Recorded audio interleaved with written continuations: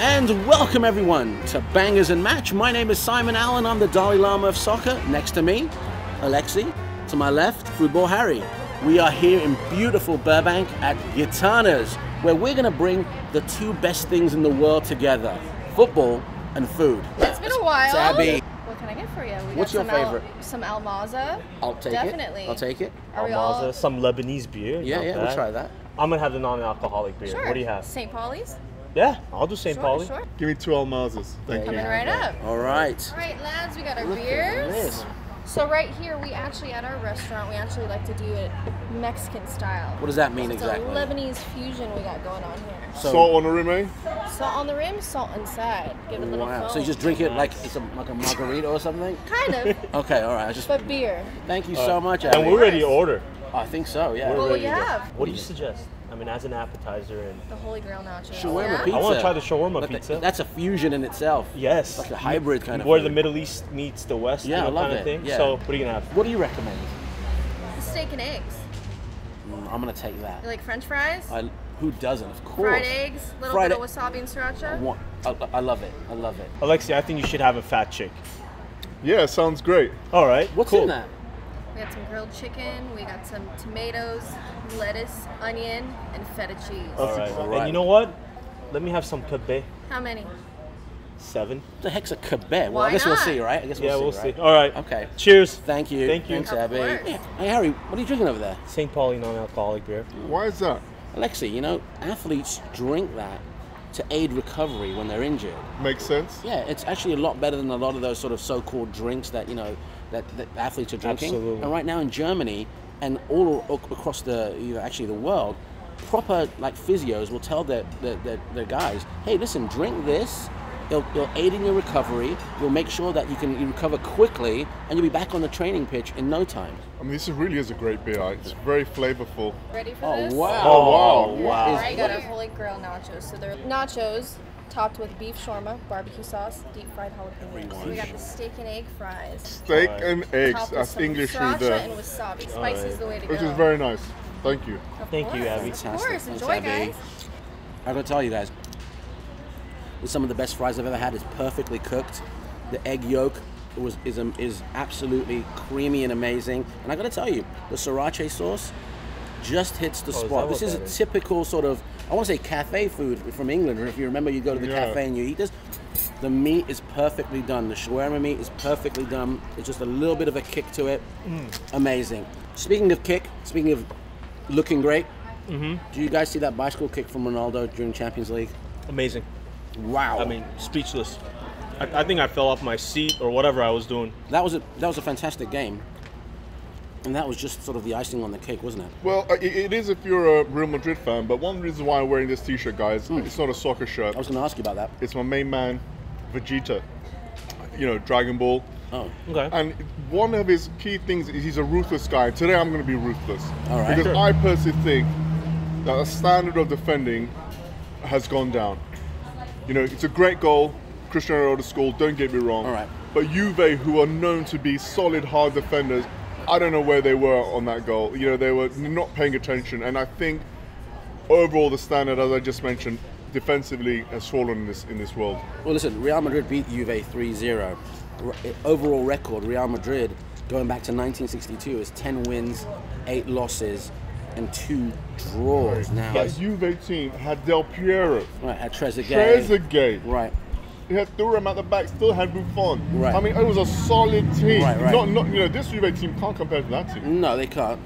You know who scored the last goal in that particular semi-final in 2003-2000? It was actually Zidane, so he's Was been it there before. Zidane, of course. So he's been there before. Funnily However, enough, though, no Juve player was in the top chart of top 10 scorers list, which means they were more defensive, more tough. You know, they weren't counting on scoring too many goals. Right, right. You know, even in that final that year, it was 2 Italian teams that had to go to know. penalty kicks, right? So, another great Milan team. you know, I think you're absolutely right. Defensively, maybe they haven't been performing as well as But they in my should. defense for Chiellini and Barzagli, both world-class defenders, Yeah. I'm sorry. You know, it's Ronaldo basically showing them that he's a world class and he's the number 100%. one. Yeah, he's a talisman, Because obviously, right? a great striker and a forward knows how to open up and get open and lose his defenders. And I'm sorry, he outshined Chiellini and Berzaglio and said, hey, I know you guys are amazing defenders. Right. I'm the best striker in the world. Yeah. But to be fair, if he was in that Real Madrid or Juve team back in the day, he would just be another guy. But today, he's the main guy, and that's the difference. Yeah. Before, he would have been just one of the guys, you know, with all these Del Pieros and Ronaldos and Roberto Carloses and Zidane. But now, he's just there by himself. You mean on Real Madrid? Generally speaking, how many top quality stars do you see on teams? But you just said that he wouldn't have played as well? What I'm saying, he wouldn't have been so prestigious as being the number one. How come?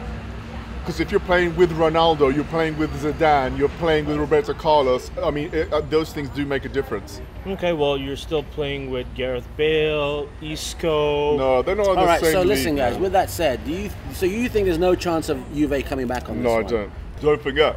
A lot of spices. Juve beat them 3-1 at home.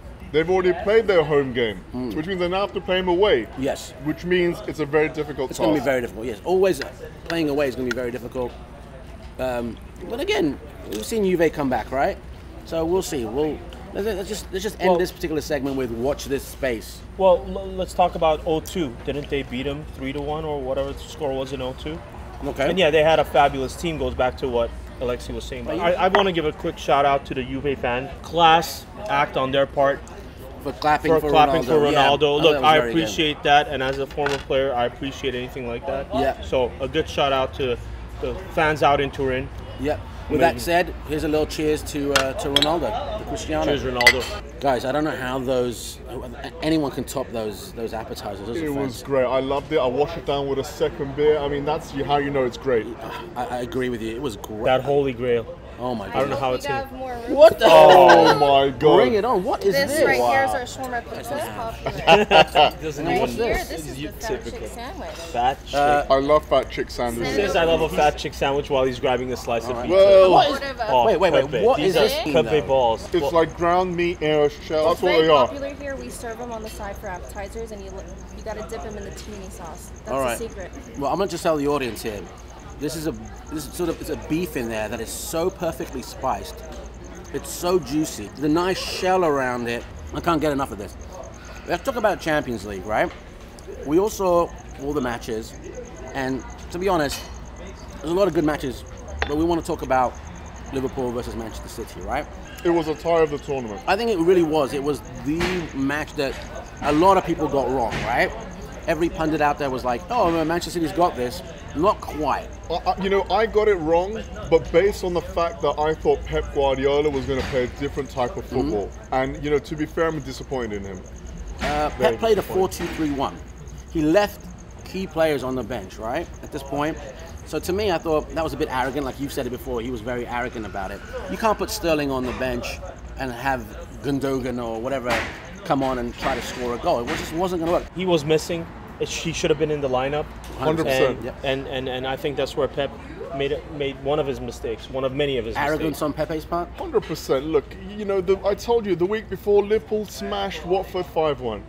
Liverpool like playing a certain style. Right. You know, it's a two-legged affair. Right. And the first goal Liverpool scored, Manchester City's line was basically on the halfway line. Right. And there was half a pitch where Liverpool players could exploit to score the first goal. Right. Regardless if they had a bit of luck in that. Right. Why are you playing to their strength? It's the most important game of your season. Right. And, you know, not talking about anything else, but just from a tactical perspective, he messed up. I think Pep's arrogance was fully on display 100%. when, for example, De Bruyne's playing a more reserved role, right? Keeping it, and Kyle Walker, for example, who is to me is having a horrible game as playing, and then he's leaving Sterling on the bench. That is just arrogance at itself. And I'll be very, very honest. When he just suddenly decides to change things up, and it's 33 minutes, you're down already by 3 goals. That shows how arrogant he is. And by the way, Manchester United and Manchester City had a game, right? And I don't want to date stamp this, but that was today. And the same amount of arrogance was shown today by Pep Guardiola. Right? Harry, let me ask you something. If you were playing your most important game, would you play with 2 guys on the left side of the defense and also as a left centre back who in total have got, let's say, 1,500 minutes for the whole season, would that be your number one pairing? Absolutely not. Let me just tell you this: 49.6% of the attack went down the left. Yeah, of course it did. You know, it was pretty obvious to see. It was like, wait a second, these guys are not playing very, very well. They're not experienced in whatever is going on right now. And Klopp just goes, just go down over there. To be fair, not to say mention Tottenham again, but at least Tottenham recycle their players so much that everyone has a good amount of game time. So if all of a sudden you're called upon, you're fit, you're ready, you know what you got to do. Not play you 3 times a season and expect you to play the biggest game by himself. No, it's ridiculous. But let me say, I honestly don't think Man City played bad. I think they played good, and even Klopp said it as well. Wait, they played well, and how did they play well? Look, they were attacking. Right. All right. Not very well. They had 0 shots on goal. Well, that's because their last third was missing. That goes exactly to what you said on the last segment about England. Right. And that's what was missing. Even Klopp said it in his post-match interview. Right. He goes, I don't think they played bad. They had no shots against us. And he said, I don't even know how that happened. He was even shocked when he heard that stat. Well, I'm sorry, mate. When your best player who is injured, and you're not playing Sterling because you think you're going to play a defensive game, as you mentioned, De Bruyne was not having this defensive game. So why are you playing an attacking formation? It doesn't make sense. Have defensive players yet play an attacking formation. No, that's why they lost 3-0. Right. And you know the next leg they're going to play a little bit high, right? Because they need to score goals, and that's going to fall right into the to the Jurgen Klopp's trap of just essentially bringing forward. And by the way, 3 Englishmen in midfield in a Champions League match. Amazing. How rare is that? No, it was great. Is that? Yeah. And I think that's what Klopp needs to do again. You need to. Well, I don't think the tactics are going to change that much. Obviously, I hope not. Henderson's not going to be playing. He got a card, so he won't be playing. Ronaldo might come in, you know. But and looking at the Manchester United Manchester City match of today, and again, I hate to date stamp things. I think this guy's not really. Pep Guardiola's not really interested at this point. Like he's playing games with a team that just don't make any sense to me. No, I honestly don't understand how Man City can be in the position they're in. If you place their team next to a Barcelona team, right? You know, half these names you're not even going to know. And I'm going back to what I said at the beginning of the conversation, which is I don't think internationally defenders are where they should be. All right. Okay. To be fair, Liverpool spent the highest ever amount, the 11th highest ever for a player, Van Dijk, to go from Southampton to Liverpool.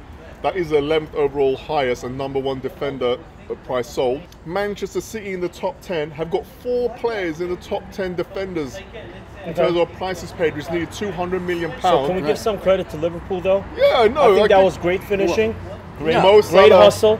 What did I say? Is that going to be the same? Well, listen, 2 defenders for Manchester City cost them £100 million. 2 defenders, and then you got guys in the back, literally academy players for Liverpool. And by the way, I'll give you this much if you like defense. Manchester City have let in 7 goals from Liverpool, right? Correct. Liverpool has scored 7 goals against them in the Premiership. Until today, the person that was second after that was, I think, Burnley and I have to see, maybe even Bristol with 3. So until today, until Manchester United scored 3 goals, no one was really scoring goals against Manchester City in bucket loads. It was either 1 or 2 or 3. 7 goals this season Liverpool scored against them. So going into the second round of the Champions League, no one's really going to expect anything less from Liverpool. They're going to okay, score 3 more goals. I like him. They know how to finish, mate. I mean, you give Salah that much space in the box, just give him an inch, and he's going to score.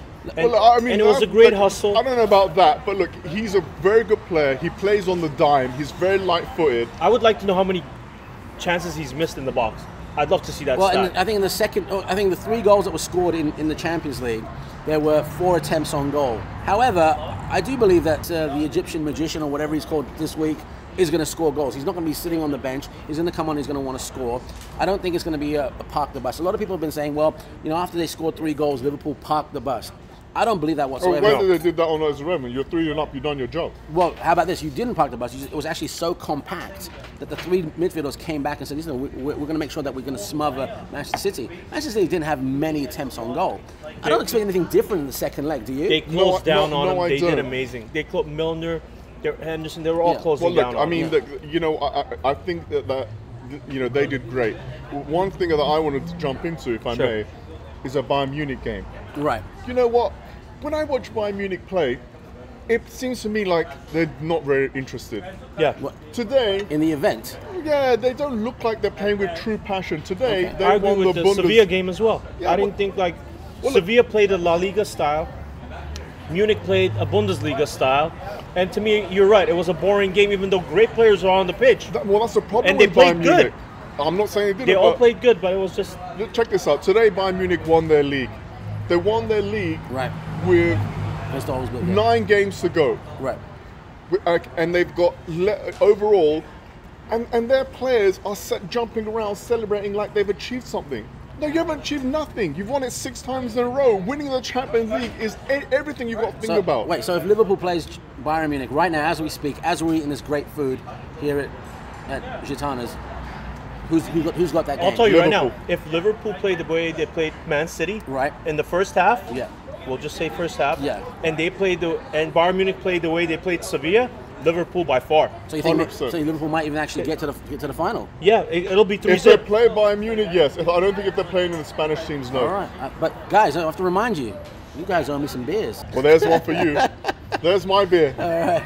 Now what? I love this kind of fusion of sort of Lebanese and Italian and Lebanese and Mexican food, and I think it's a great place to come and hang out, have a few beers. So we're going to talk about Roma and Barca. Barca have the edge, up 4 goals.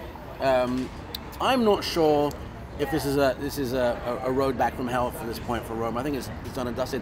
If I was a betting man, what do you think? There's no way they're going to pull it off. No, it's not going to happen. And they had their chance when they scored the first goal, and it was 3-1 at that time, and they could have scored a second one too. They smelled blood, and Barcelona just dropped the ball for about 5 minutes in the second half, and Roma should have just capitalized. They didn't, and that's unfortunate. And Barcelona scored the 4th goal and done. I think they're out. I mean, it could really be a 2 La Liga final. We're hoping, obviously, for something a little bit more different than that. I don't see them beating Barcelona 3-0. No. I mean, look, forget about that. As comfortable as they are at home, it's not going to be a 3-0. Look, the Barcelona B team could play that game. Are you kidding me? I don't know about that. Roma's got a pretty good team. With that said, guys, some really good pizza, some great hybrid pizza here. Lebanese, Italian. I really like that fat lady. Well, you're a classy guy because it's called a Phat Chick. My mum brought me up right. What can I say? That's a great sandwich. That has some really good. It was a very nice sandwich. I think the chicken was very well made. And you had the extra spice with it. And the bacon topped off. I love bacon. Yeah, exactly. Saving the best for last. Oh, wow. My all-time favorite, the deep fried Oreos. Now, who's gonna fight over the last one? Well, I'm going to fight for the biggest one. You're telling me there's a cookie inside this? There's the all-time favorite Oreo layered right inside. And I just love me some powdered sugar. All right, Man City, Manchester United. What a match. We've been pretty much knocking Manchester City for a while. Do they deserve it, Alexi? They deserve it. However, they could have won the EPL today. And no matter what Liverpool team was great back in the day, what Manchester United team or Arsenal team or Chelsea team were great back in the day, they could have won it with the most games still to spare, which is a very big deal. Especially when you look at how competitive now the top 6 is. Harry, a classic tale of 2 halves, right? Man City dominating the first half, Manchester United go into the locker room. Mourinho, who we've been kind of very, very sort of hard on lately, haven't we? Especially on our shows. Says something in the locker room, and suddenly Pogba comes to life. What's your take on that? It goes back to what I've said before about sense of entitlement. All right. I think the players again thought that they had it in the bag and the title's theirs, and they just again dropped the ball, and they didn't play as hard, and they let players go through. You saw 2 goals by Pogba, and that's exactly what he did. Is he worth the money now? Everyone was saying he wasn't worth the money. I never said he wasn't worth the money. In general, not you weren't saying I never said you said, but check it out. When was the last time he scored? When he was 5. He just came back from So is he worth it? No, I don't think so. Is he worth the money? Yes, I do. You know, the last time Manchester City lost a home game, a two goal lead, when it was 2008. Wow. Against Liverpool. We knew that was coming. I mean, Champions League foretella, right? It sounds like it. Let's go back to this match. Next, this season's done and dusted, right? We know Manchester City's going to win. Even if they don't win the next game, which is against Tottenham. Right. Then, what, he's 6 points and that's about it. They've got a big cushion, yeah. Right. Does this match show for next season that Manchester United are back and they're the ones that are going to be fighting for the title rather than Manchester City? It's yet to be seen, mate. I mean, it's such a game. This match. Well, look, I mean, Manchester United is second. Are you kidding me? No, it shows that they have the potential. Right. And if they can get a few more key players. Wait a second. Let me stop you. Second half, Maria didn't change any players. It was the same players that came on, right? I'm saying in general. No, a lot changed because, again, what was my point of the beginning? Defensively, teams just don't have it anymore. The way that Manchester City conceded those goals, and also the way that Manchester United conceded those goals. Lack of focus, mate. I'm telling you, I think in the next 5 years, a lot of big transfers are going to happen in the defensive section of the field. Everyone's spending 200 million on strikers. If you can't defend the lead, what's the point of playing? All right, but again, the question, next year, Manchester United, number one at the end of the season, or not so much? Maybe Liverpool. Maybe Liverpool, maybe Tottenham. Maybe Tottenham, yeah. All right, let's wrap it up, shall we? Let's do it. All right. Another great day. We are the lads from the FoodBall Network. This is Bangers and Match. My name is Simon Allen, the Dalai Lama of soccer. We are wrapping it up here in beautiful Burbank at Gitana's. Gitana's, baby. All right, we had a great time. I want to thank Abby, I want to thank Mike, I want to thank everyone involved. And guess what? You can subscribe to the thing over here on the bottom. Make sure you tell your friends, okay? Guys, just want to give a shout out to my dad today. It's his 70th birthday. Dad, nice one, mate. Happy birthday, mate. Cheers.